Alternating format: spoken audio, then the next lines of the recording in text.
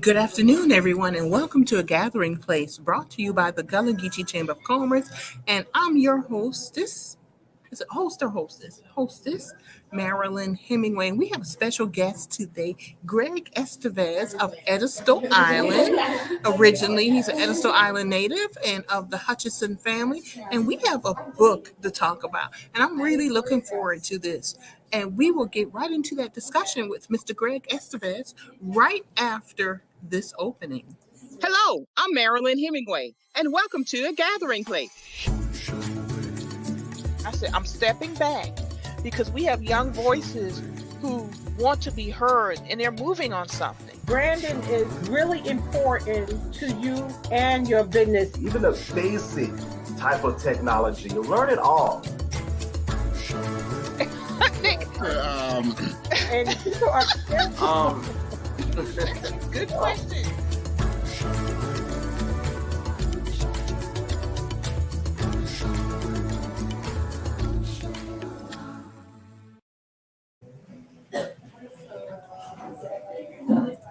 Well, folks, we're back. And let me just remind you before we bring our special guest on that I'm at Starbucks. And she probably knows there are people moving behind me, but that's not what I wanted to be reminded of. I just want to remind everyone, if you have any questions or comments, please drop them. Drop them in the questions and comments section, and we'll try to get to your question and comment during the show. So let's go ahead and bring in our special guest, Mr. Greg Estevez. Greg, welcome and thank you to A Gathering Place. Hey, good to see everybody. Yeah, thank you. Hello, everyone who are here, our viewers. And we have viewers, Greg, across YouTube, LinkedIn, Twitter, and a number of Facebook pages and groups. So we are always happy to have our regulars here and new folks also. But you're here because we're going to get into the book, but we want to talk first about the beautiful, beautiful Edisto Island. And this is where you were born and grew up. Am I correct in saying that? Yes, ma'am. Yep. All right. And it's near and dear to your heart. And you have a lot to talk about. And we have a few minutes. But let's start with Edisto Island. Let's start with your memories. What do we need to know about Edisto Island? Well, let me first start off by saying thank you so much, Marilyn. I think I met you first down in St. Helena Island. We was at an event there and we connected. And since then, we've worked on several initiatives together. So I'm thankful for the Gullah Geechee Chamber of Commerce. So thank you for that. You're welcome.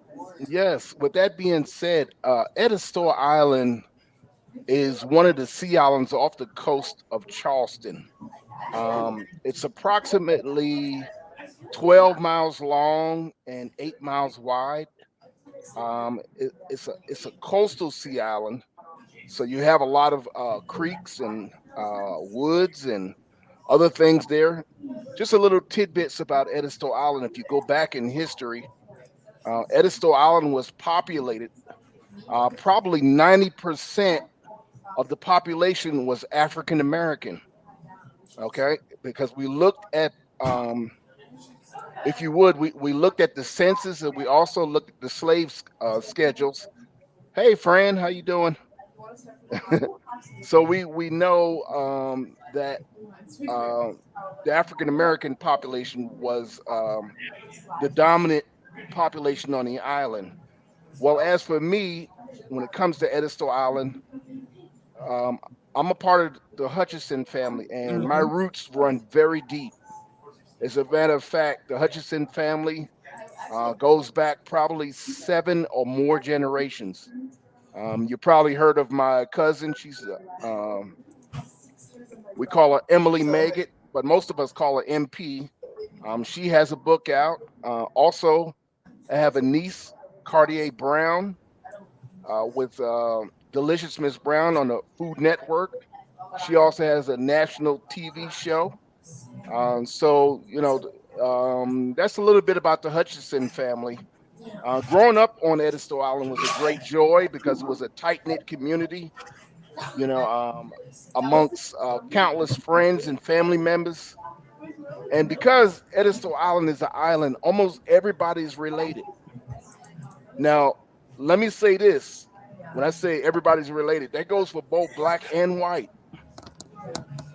Yes, for both black and white residents, particularly if you've been on the island for 4 or more generations. Mm-hmm. So just want to say that I have very fond memories of Edisto Island. I used to be in the Boy Scouts, various holidays, camping, of course, the beach, and also the community center, which is right across the street from my house. So, um, you say everybody's related to each other.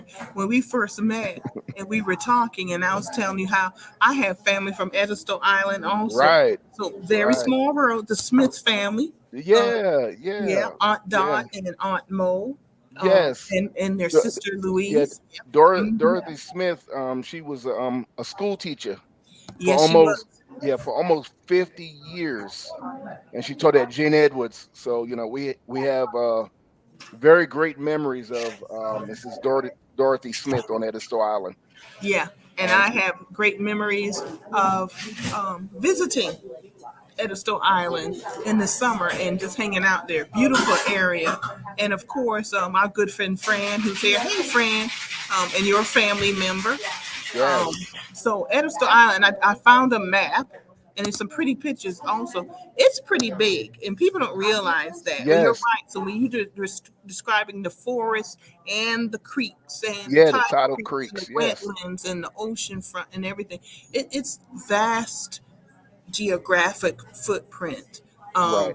So it's a beautiful area, and I do encourage folks to come down to Edisto Island. So tell me about the Hutchinson family. They were very prominent. You've listed Miss Maggot, um, who was I actually was someplace. Maybe it was Brunswick, Georgia. I've been on the road for like 8 days now, and I met someone and I mentioned Miss Megan and that she was a New York Times bestseller, the cookbook. As a matter of fact, I Absolutely. remember what the conversation was. Some folks, they wanted to know more about Gullet and they asked, oh, where do you start? And I said, start with the cookbooks. My mother loved cookbooks because she would collect the cookbooks that had the stories, that had descriptions.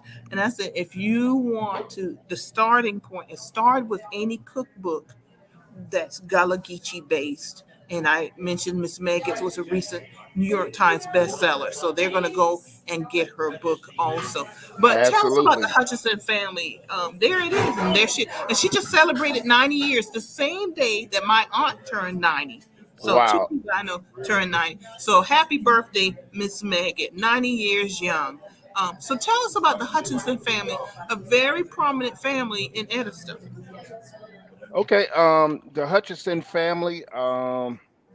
Like I said, it goes back 7 or more generations. But like I said, everybody's related and intertwined. So my, if I can say it this way, my great grandfather, who built the Hutchinson family home in 1885 for his wife Rosa. Um, it was built by himself, John Pearson Hutchinson, which is his uncle, and also Jack Miller. And Yes. yes, and all of these guys were, if I can say it this way, they were plantation carpenters, and they were very skilled. They were very skilled at what they did. As a matter of fact, just about everything, when you go back to the 17th, 18th, and probably some of the 19th century, was built by African Americans' hands. That includes every house, uh, every building, every barn, every fence, every bridge. This was all done by African American labor. Mm-hmm. Uh, just so you know, Edisto Island had, because we looked back in the 1800s, but Edisto had 62 fully functional plantations on the island. I'm gonna say that again: 62 fully functional plantations on the island. So the island at one time had probably close to 10,000, Africans, which eventually became African Americans. Mm-hmm. But the Hutchinsons was instrumental because they were major farmers, but they didn't just farm for themselves. They helped out their neighbors. They took stuff into Charleston and other areas for sale.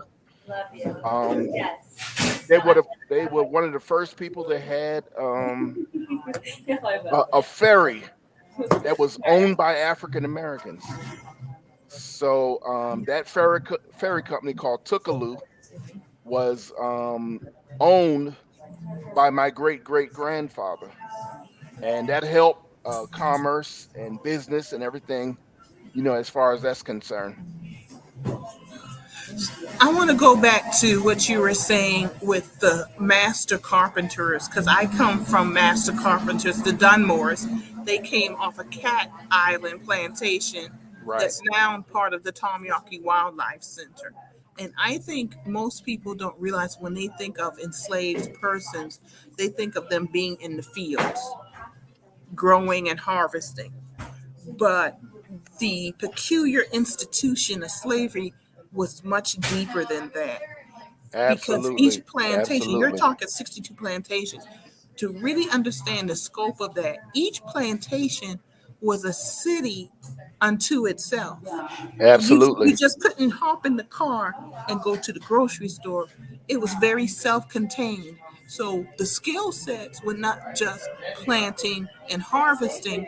The skill sets was cooking, it was husbandry, it was leather making and leather goods making, it was Right. carpentry, because you had, so that speaks to engineering, that speaks to mathematicians, it speaks to apprenticeship, because the books, it was illegal to read and write, so the books were in the head, and Right.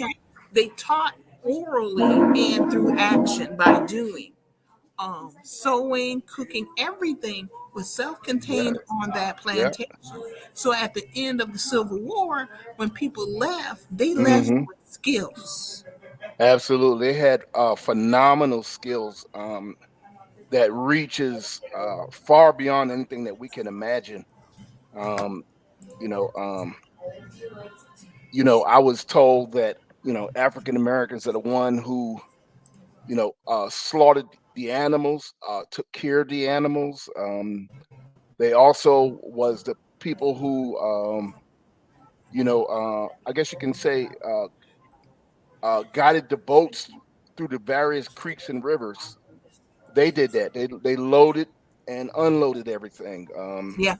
I can keep on going, but they built all the wharfs. They built all the docks. Yeah, the And longshoremen. That's why until this yeah, day, the a- majority are African Americans, because the skills were already there when they came from West Africa. These are countries, many of them that were oceanfront countries. mhm, Lots of water, lots of wetlands. That's why when they were brought here for their knowledge of how to grow rice, indigo, mhm, sea island, cotton, sugarcane, they were brought here for what they knew, the technology that they knew to grow. But along with that, it's not just what happened on land, it's what yeah. happened on the water. And then the other thing is, that, the deep African distinctive arts, the crafts, the foodways. We was talking about that earlier. The music, the language. All of that is a part of not only Gullah Geechee, but it's actually a part of American history. You can't go nowhere without rice and other things that is indigenous to Africa and also the African American culture. So, and I think a lot of that was, you know, like on Edisto, you talk about the isolation because it was isolated. They were able to keep a lot of their culture and history intact. Mm-hmm. So that's another thing which was good and bad because you got to remember before 1920, the only way on and off the island was by boat. Mm-hmm. So, and with African Americans, it wasn't until probably the 40s when they started having cars, and most of them. So, Yeah, and the New Deal um, under Franklin Delano Roosevelt funded the work that built the bridges. So now, people talk about before the bridges and after the bridges, and that's when things started to change and people started come from the outside. The communists started coming right, and mixing with the vineyard. So, absolutely. yeah, and things changed. So as you were talking, I was showing um, the before and after of the Hutchinson house because it Yes, was a restoration of this is the family home. Am I correct in saying this? it is. And the Hutchinson house was built, you have to remember, was built barely 20 years out of slavery. Mm, Built barely 20 years out of slavery. It was a two-story home, and it was completed on the former Clark plantation, and was a gift to his wife Rosa Swinton. wow. Yeah, and Henry Hutchinson, who lived there with his wife for probably 60 years or more. He was a hardworking and very skilled farmer, and also a carpenter. Also, he was a savvy businessman because what he did was he owned a lot of marshland, and what they would do with that marshland was they would use the pluff mud as a natural fertilizer, and that helped the cotton to grow exponentially. A lot of people don't know that they would mix soils. So they would mix the pluff mud with the soil, and as a result, that helped the cotton plant to grow exponentially. Also, one of the things I do want to say, because the Hutchinson house, as you can see in this picture, it was built 3 feet off the ground. And one of the things my grandmother shared from her grandmother was that during hurricanes and storms, this house acted as, if you would, a safe haven. It was a safe haven. So during the storm of, I'm trying to think, it was 18, um, excuse me, it was the storm of 1872, but anyway, during that storm, um, and this was before they were even naming storms. It wasn't until later they started naming hurricanes. Mm-hmm. But Edisto Island was disseminated. I mean, it was ravished. A lot of people was lost. A lot of property was lost. But because the house was built off the ground, they were able to huddle probably 60 or 70 people in the house. And these Wow. people prayed and they sang, and they were able to ride the storm out, you know, together. Remember, there was no lights or nothing like that back then. So yeah, they ate food and prayed and sang songs, and they were able to ride it out together. And So this that would be for hours because these hurricanes coming through last for hours. yeah, this was over the whole course of the night Wow. and probably into the next day. Yeah. Cause and you can't see anything. It's dark. All you can do is hear that wind Howling, and yes. that water rising, Hmm. and that's it. So And I'm looking one, at the the picture. one So thing, one originally thing the about the house was Hutchinson, built off the ground. Go ahead. yeah, the one thing about the Hutchinson house, it was placed on the National Register of Historic Places, and that happened in 1987. And one thing I do want to say is the Edisto Open Land Trust. John was having technical difficulties, but he's the director of the Edisto Island Open Land Trust, and we enjoy a very good partnership between the family and the land trust. So even though they actually own the home, our family home, they can't tell our story. So we tell a story, but they own the home. So it's a partnership and a great relationship that we've had, and we work together, and that's the beauty of it. That's a really good partnership, and all of the time, I'm going to digress a little bit. So often we hear, and I actually have had conversations lately where I've had to share with folks that the Gullah Geechee Chamber has called out cultural appropriation because too Hmm. many times those come into our community, they extract information and they go out and they write books and do whatever and they make money, but it's not shared with the individuals who shared their personal stories, or it's Hmm. not shared with the community. And I use the word shared, but it's really it should be a contract because as you said, no one can tell our story. They can't tell your Right. family story, and Hmm. it would not be authentic if the family did not tell the story. So kudos to you and your family and the Edisto Island Open Land Trust that you've built this partnership Absolutely. Absolutely. because it's not And, easy. and it's not. And one of the reasons why I wrote my first book um, is because, to be honest with you, Marilyn, I was disturbed. I was disturbed. And the reason why I was disturbed was because I had read 30 books about Edisto Island, and not one of them really captured the African American experience. Our history and culture was not captured. I am the first African American author to write a book from the African American experience about Edisto Island. So that's one of the things that I wanted you to know.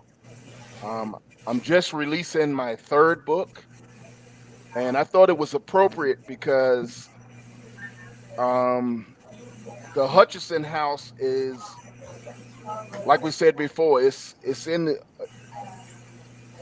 the process of being restored, thankfully, by the Edisto Open Land Trust. And when it gets restored, one of the first questions that people will have is they'll say, well, wow, this is a nice house, but who lived here?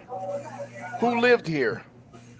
And the book that I wrote, which was called A Pictorial Memoir of the Hutchinsons of Edisto Island, answers this question. Um, i- if you would, this is the book here that just came out, A Pictorial Memoir of the Hutchinsons of Edisto Island. Okay? And this is the book, and it's scrolling at the bottom of the screen. You're going to have a book signing on December 16th from 2 to 4 at the Edisto Island bookstore. So Okay. it's right on time for Christmas. So y'all, I'm going to do the shameless plug and let Greg take the high road for today. But go buy this book. Support. One of the reasons you want to support the local authors such as Greg, African American, is so that more African Americans see the books and they too can write the stories. Because the Absolutely. story of Edisto Island, that the majority of the population is African American, and that story has disappeared, that's up and down the coast. It's We're in the Kalagiji corridor. Greg is setting an example. There are others who are writing books, but this is a whole library out there that could be stories of all these different communities. So we need to uplift our authors, our local Gullah Geechee authors who are telling the local stories. So on December 16th, you can go to the Edisto Island bookstore from 2 to 4 p.m. That's a Friday, so you could spend the weekend down at Edisto and and get a signed book from Greg. Purchase the book, or if you can't make it, you could go to Barnes and Noble. The book is available through Barnes and Noble. Greg, this is um, really an impactful book, yes. and the pictures. Yes. I'm looking forward to this. I really am. Yeah, Um, one of the things I wanted to do is I wanted to make it a pictorial because I could talk about the family, but many people want to see who they are. They want to actually see their face. It's very intentional in this book because it's an amazing photographic history of the Hutchinson house. that includes rare images and personal, intimate glimpses into their lives. So I think the reader, whoever purchases this book, will get you know a great snapshot of the family that lived in this house or associated with the Hutchinson house. So I recommend everybody go and get a copy. Um, like you said, Maryland, I'll be on Edisto Island December 16th, and for the book signing, and that's a Friday from 2 to 4. Thank Um, you. yeah, and Fran, she's buying the books as a Christmas gift, and that is correct, Fran. It's a perfect time to buy this book. You don't have to be from Edisto Island because the history. This is a all-encompassing history. It's American history. That's Absolutely. part of that bedrock is found in Edisto Island. So from any place around this nation and world, you can order this book, buy this book, and support wonderful Yeah. Christmas present, wonderful holiday present. Greg, the two things I want to say, and Yes. we're running short on time. I want you to wrap it up, but two things I do want to say.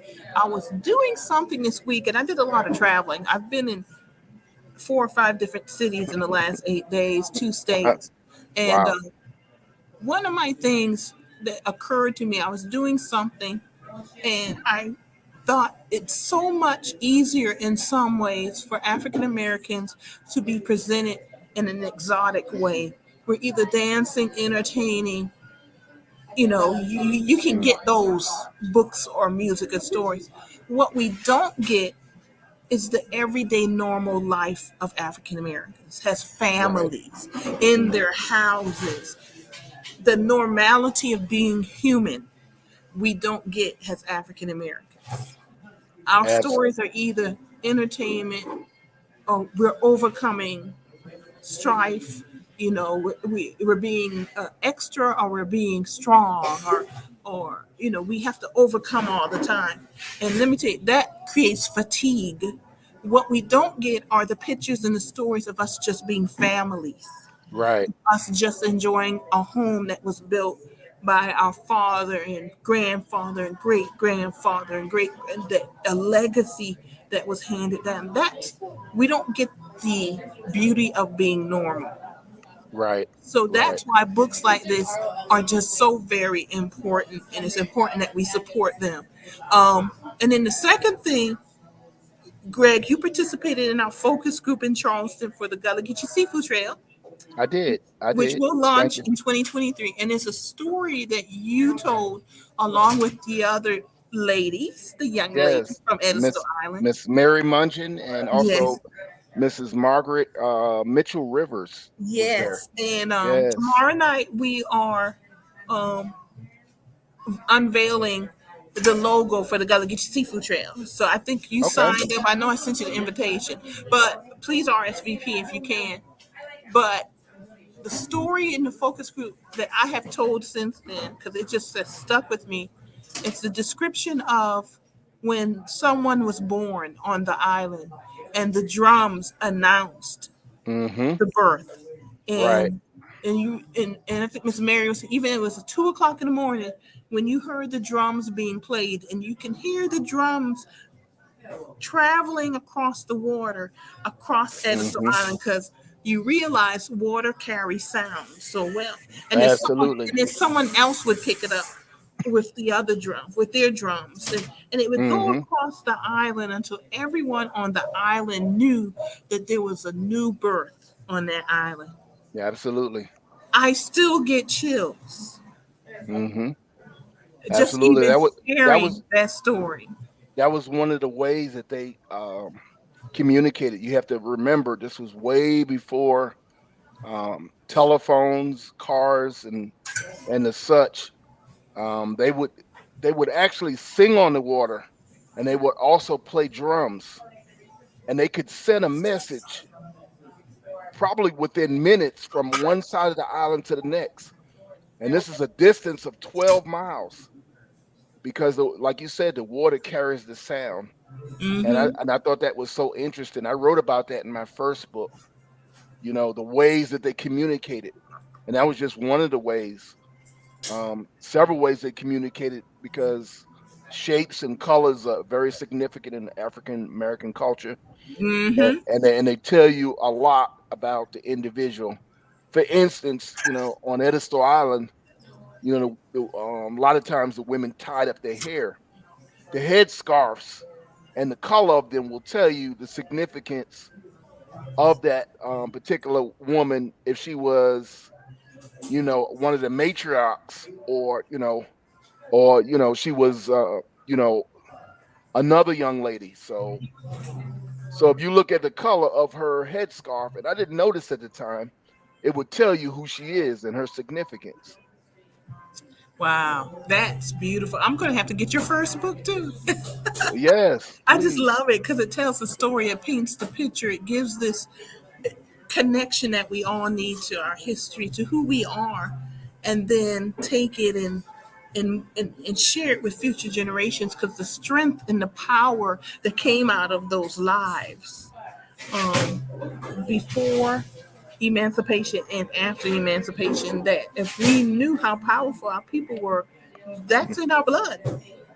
Right, That's who we right, are. So to right. hear those stories, to think that they thought about this, someone thought to say this color means something, or I Mm-hmm. remembered from Mm-hmm. Africa and I passed it on, so that Mm-hmm. they knew that this color, or the manner in which the wrap was Mm-hmm. wrapped around the head, meant Yep. something, told a Yep. story in and of itself.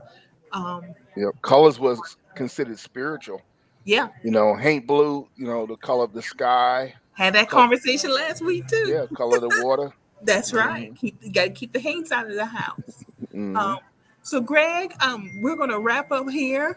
I want to thank you for coming. You know, Yes. and the folks, unfortunately, we have to wrap up, folks, because Greg is short on time, and I'm at the meter, and I don't want to give it to you. Yeah. But, Greg, any last words? No, I just want to thank the Gullah Geechee Chamber of Commerce, and I want to thank you, Marilyn, for everything that you do. You know, um, Not only in South Carolina, but like you said, throughout the Gullah Geechee corridor. I mean, you are a major player. You're a major influence, and we thank you so much. For your platform and everything that you do. So I that's want to my say final thank words. you. Thank you, Greg. I really appreciate that. It's always a delight for me. I love what I do. Uh, I'm learning something every day Right. about my community, about being Gullah Geechee, about who I am. And I get to meet wonderful people like you who are writing wonderful books, or pulling together, editing pictures together so that they tell our story. And this is what we have to uplift and celebrate. So I want to Right. thank you for coming on the show. And I want to remind everyone, on Friday, December 16th, you have a chance to meet Craig, get a signed book, buy a book at Edisto Island Bookstore. Uh, is it 547 Highway 174, Edisto Island? And this will be on our Facebook page. So if you forget, you can come back to the page and watch this show again and get the details. And if you can't make it on December 16th, go to Barnes and Noble and they'll take care of you there. And we want to thank Fran and Sheila. We want to thank you for joining us today. And yes, every time we come on, we love to have you Hey, join us, Sheila. Sheila. Yeah. Hey, Um, Sheila. Every Wednesday and Sunday at 4 o'clock, you can catch a gathering place, and we bring on change makers impacting the Gullah Geechee Chamber of Commerce. We celebrate a gathering place where we gather together to share our stories. So thank you, Sheila, and thank you, Fran, and thank you to the others who joined us today. And you didn't share comments with us, but we see you out there. And thank you very much. Greg, thank you for joining me today, and we'll be talking. All right. Take care. All right, you take care too. We'll see you later. Well, everyone, just really enjoyed a few minutes with Greg Estevez. And just to remind you, on Friday, December 16th, 2 to 4 p.m., he'll be at the Edisto Island Bookstore, ready to sign your book and wonderful Christmas presents. So go ahead and purchase those books. I also want to remind everybody that our office will be closed December 16th through January 16th. We're closing the office so we can all have a break, and we need a break sometimes. And so December 16th through January 16th, we will come back on January 16th to the regular office hours. But we kind of need a vacation and a holiday. Just wanted to let everybody know that. And then are going to unveil the official Gullah Geechee Seafood Trail logo, and this is going to be done virtual, so you can RSVP. And let me go ahead and pull that up for everybody so that you can RSVP. Just take your smartphone out and click on that QR code, and that'll take you to your RSVP invitation. I'll have it up there for a few seconds. Just whip those smartphones out and take this picture. And you can join us tomorrow at 6:30 p.m. at the virtual debut of the Gullah Geechee Seafood Trail logo. And the trail website itself will launch in 2023, but we want to share our beautiful logo. And just as Greg tells the story in his books, the logo tells a story also. I really just capture the heart of the Gullah community, the Gullah culture. So please join us tomorrow night, but make sure you whip out that smartphone and take a picture of that QR code. Thank you, everybody, for joining us today. As always, we enjoy having you and enjoying your presence. Have a wonderful day and enjoy the rest of this Wednesday. See you later. What was that? I was just like, that was the initial thoughts of how to deal with the Jewish population.